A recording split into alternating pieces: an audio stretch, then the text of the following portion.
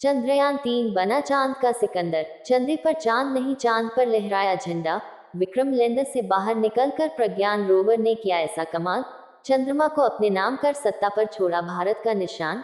दोस्तों, इस बात से तो पूरी दुनिया वाकिफ है कि 23 अगस्त के दिन चांद के साउथ पोल रीजन में सफलतापूर्वक लैंड करके हमारे चंद्रयान 3 ने इतिहास रच लिया है।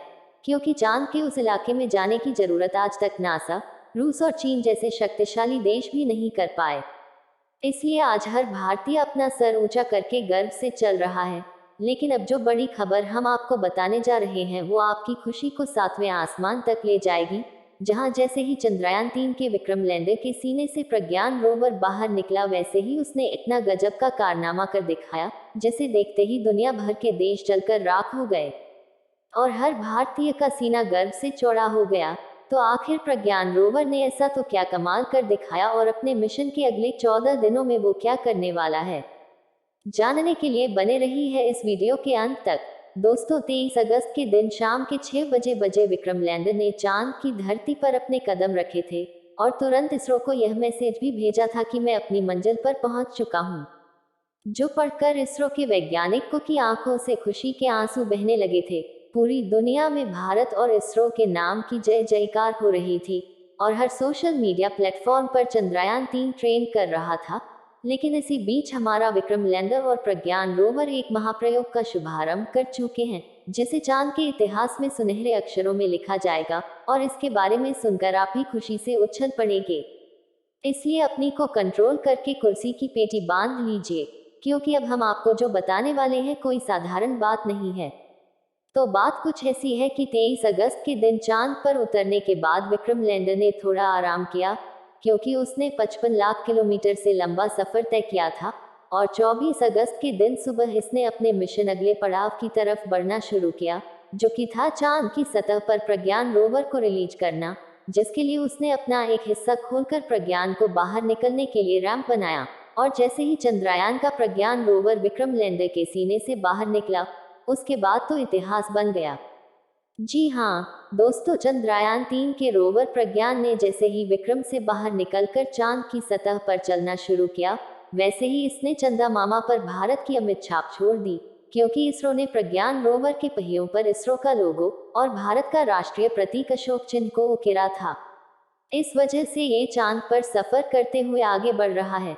वैसे यह अपने पीछे भारत के नेशनल अशोक स्तंभ और इसरो के लोगों की छाप छोड़ते हुए आगे बढ़ता जा रहा है।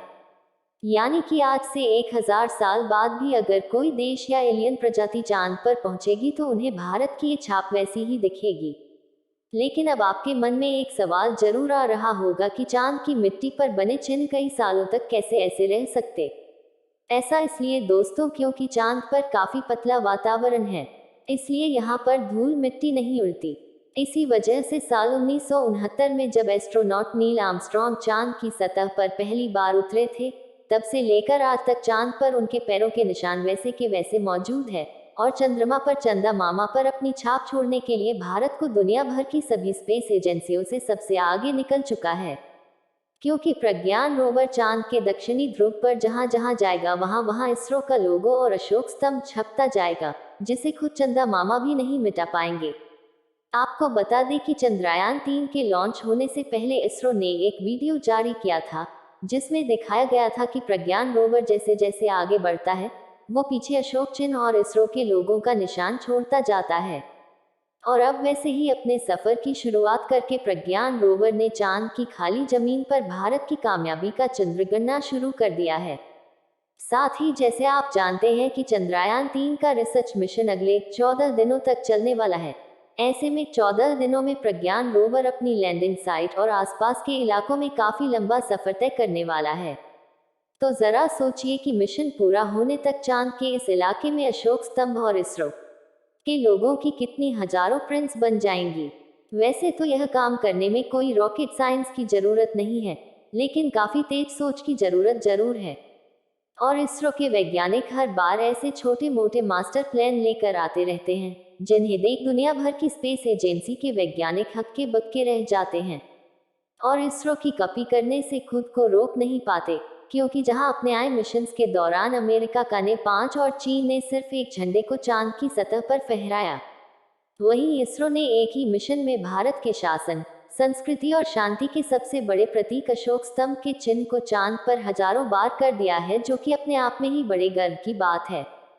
चलिए दोस्तों, अब चंद्रयान 3 के प्रज्ञान रोवर की बनावट और इसके मिशन की बात करते हैं, जिसे देखकर दुनिया की सभी स्पेस एजेंसी में हड़कंप मचा हुआ है। तो प्रज्ञान रोवर का वजन 26 किलो है। चांद की उबड़-खाबड़ सतह पर चलने के लिए इसमें 6 टायर लगाए गए हैं और इसका इलेक्ट्रिक सिस्टम इन 6 पहियों पर सवार होकर पहुंचता है और ये पावर पहुंचाता है उन्हें, ताकि अगर 2 पहिए मिट्टी में धंस जाए तो बाकी के 4 पहियों से खींचकर बाहर निकाल सके। इसके अलावा इसकी जैसी और पहियों को पकड़कर रखने वाली रॉकेट को भी काफी मजबूत बनाया गया है, ताकि अगर ये किसी चट्टान वगैरह से टकरा जाता है तो इसके उपकरणों को कोई नुकसान न पहुंच पाए। वहीं इसमें पहले से बड़ा सोलर पैनल लगाया गया है, जो सूरज की रोशनी से 24 घंटे लगातार प्रज्ञान रोवर की बैटरी को चार्ज करता रहेगा। अब आप सोच रहे होंगे कि धूप तो 10-12 घंटे तक होती है, तो फिर 24 घंटे उसकी चार्जिंग कैसे होगी? तो आपको बता दें कि चांद पर एक दिन पृथ्वी के 28 से 29 दिनों के बराबर होता है, यानी कि यहाँ 14 दिन की सुबह और 14 दिन की रात रहती है, यानी 14 दिनों तक लगातार आसमान में सूरज खिला रहता है। इसी बात का फायदा उठाते हुए इसरो ने चंद्रयान 3 को चांद के ही इसी महीने में पहली सुबह चांद पर उतारा है, ताकि विक्रम लैंडर और प्रज्ञान रोवर के सोलर पैनल काम करते रहे और अगले 14 दिनों में हम जितना हो सके उतना ज़्यादा रिसर्च कर पाए, क्योंकि 14 दिनों के बाद धीरे धीरे इन दोनों की चार्जेस खत्म हो जाएगी और दोनों बंद पड़ जाएंगे। दोस्तों, जैसा कि आप जानते हैं कि विक्रम लैंडर का वजन 1700 किलोग्राम के करीब है और इतने बड़े वाहन को चलाने में काफ़ी ज़्यादा ऊर्जा की ज़रूरत पड़ती है। इसलिए इसरो ने विक्रम लैंडर में कोई टायर नहीं दिए हैं, यानी अब वो लंबे समय तक यहीं पर खड़े खड़े सरोवर से डेटा कलेक्ट करेगा, जबकि 26 किलोग्राम का छोटा सा रोवर चंद्रमा के दूर दराज इलाकों की सैर करते हुए रिसर्च करेगा, जिसके लिए इसमें 2 खास उपकरण लगाए गए हैं, जिनमें से पहला है लेजर न्यूज ब्रेकडाउन स्पेक्ट्रोस्कोप, जो कि चांद की सतह पर लगातार लेजर फेंककर सतह के ऊपरी हिस्से के नीचे मौजूद पानी और खनिज का पता लगाएगा। साथ ही इन खनिजों के रासायनिक गुणों के बारे में भी विक्रम लैंडर को डेटा भेजेगा और विक्रम लैंडर को चांद की कक्षा में घूम रहे चंद्रयान 3 के प्रदर्शन सैटेलाइट के जरिए डेटा को इसरो के हेडक्वार्टर मिशन ऑपरेशन कॉम्प्लेक्स में भेजेगा। तो उसको ऐसे में अगर इस यंत्र ने चांद पर किसी बेशकीमती खनिज की खोज कर ली तो दुनिया भर में इसरो का ये नाम की जय जयकार और ज्यादा बढ़ जाएगी।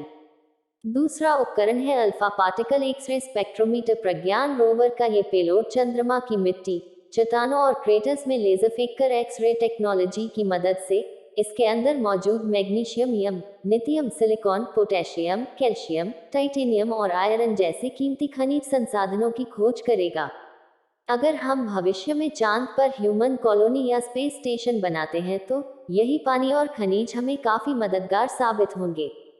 इसलिए यह काफी ऐतिहासिक खोज है और हमें यकीन है कि जैसे इसरो ने विक्रम की सॉफ्ट लैंडिंग करवाकर इतनी बड़ी उपलब्धि हासिल की है, वैसे ही प्रज्ञान रोवर भी अपने मिशन में बड़ी खोज करके कीर्तिमान स्थापित करने वाला है।